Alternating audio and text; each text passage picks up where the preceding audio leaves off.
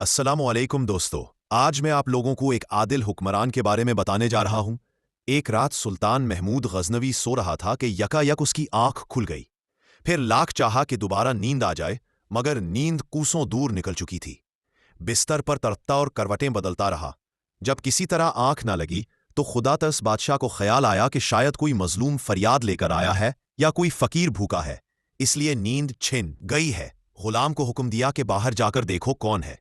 गुलाम ने बाहर जाकर देखा तो कोई न था। वापस आकर कहा, जहां पना कोई शख्स नहीं।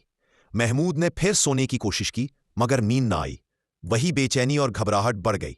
गुलामों को दोबारा कहा, अच्छी तरह देखाओ कौन दादखाह आया है। गुलाम दौड़ कर गए, इधर उधर खूब तलाश किया, फिर वापस आकर बोले, हुजूर कोई नहीं है। सुल्तान को शुबा हुआ कि शायद गुलाम तलाश करने से जी चुराते हैं। गुस्से में खुद उठ खड़ा हुआ और तलवार हाथ में लेकर बाहर आया। बहुत तलाश की मगर कोई नजर न आया। करीब ही एक मस्जिद थी। उसके दरवाजे पर आकर अंदर झांका तो आहिस्ता आहिस्ता रोने की आवाज आई। करीब पहुंचकर देखा तो एक शख्स फर्श पर पड़ा हुआ था।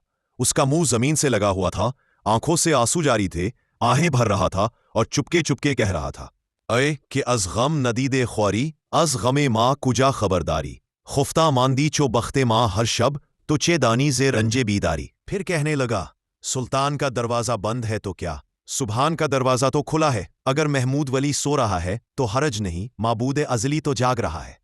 ये सुनकर सुल्तान उसके करीब पहुंचा और बोला, महमूद की शिकायत क्यों करता है? वो तो सारी रात तेरी तलाश में बेचैन है। बता तकलीफ क्या है, किसने सताया है? वो शख्स उठ खड़ा हुआ और फूट फूट कर रोने लगा। हुजूर, एक दरबारी के हाथों सताया हुआ हूं, मगर उसका नाम नहीं जानता। उसने मेरी इज्जत खाक में मिला दी। आधी रात को मस्ती के आलम में मेरे घर आता है और मेरी शरीके जिंदगी की असमत को दागदार करने की कोशिश करता है। अगर आपने उस तलवार की आप से उस दाग को ना धोया तो कल क़यामत के दिन मेरा हाथ होगा और आपका गिरबान। ये सुनकर सुल्तान पर मजहबी और शाही गैरत तारी हो गई। पसीना आ गया। कांपती हुई आवाज में बोला, बता, क्या इस वक्त भी वो मलून वहीं होगा? उस शख्स ने जवाब दिया, अब तो बहुत रात गुजर चुकी है, शायद चला गया हो, मगर डर है कि फिर आएगा।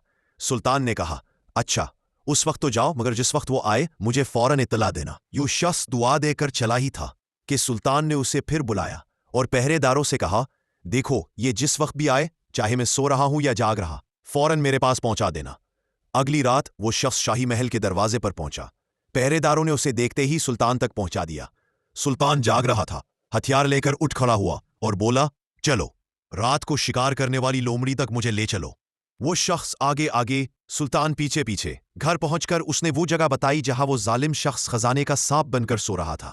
सुल्तान ने तलवार का ऐसा भरपूर वार किया कि पूरा फर्श इंसाफ के खून से सुर्ख हो गया। इसके बाद सुल्तान ने मजलूम को बुलाकर फरमाया, अब तो महमूद से खुश है? फिर मुसल्ला मंगवाया, 2 रकात शुक्राना की नमाज पढ़ी और इस शख्स से कहा, घर में कुछ खाने को हो तो लाओ। उसने अर्ज किया, एक चीनूटी सुल्तान की क्या खातिर करे, जो कुछ है हाजिर करता हूं। वो सूखी रोटी के चंद टुकड़े ले आया। सुल्तान ने रग़बत से खाए और फरमाया, माफ करना मैंने तुम्हें खाने की तकलीफ दी, लेकिन सुनो, जिस रोज तुम मिले थे मैंने असम खाई थी कि जब तक उस खबीस के सर को उसके शाने से जुदा करके तुम्हारे घर को पाक ना कर दूंगा, रिस्क को अपने ऊपर हराम रखूंगा। फिर फरमाया, तुम हैरान थे कि मैंने 2 रकत शुक्राना क्यों पढ़ी, तो सुनो, मुझे अंदेशा था कि शायद वो बद किरदार मेरा कोई बेटा हो। दरबारियों में इतनी जुरत नहीं हो सकती। गुरूर का नशा आम तौर पर बादशाहों की औलाद में ज्यादा होता है। मैं इसी खौफ के साथ आया कि शायद अपने ही बेटे को कत्ल करना पड़े।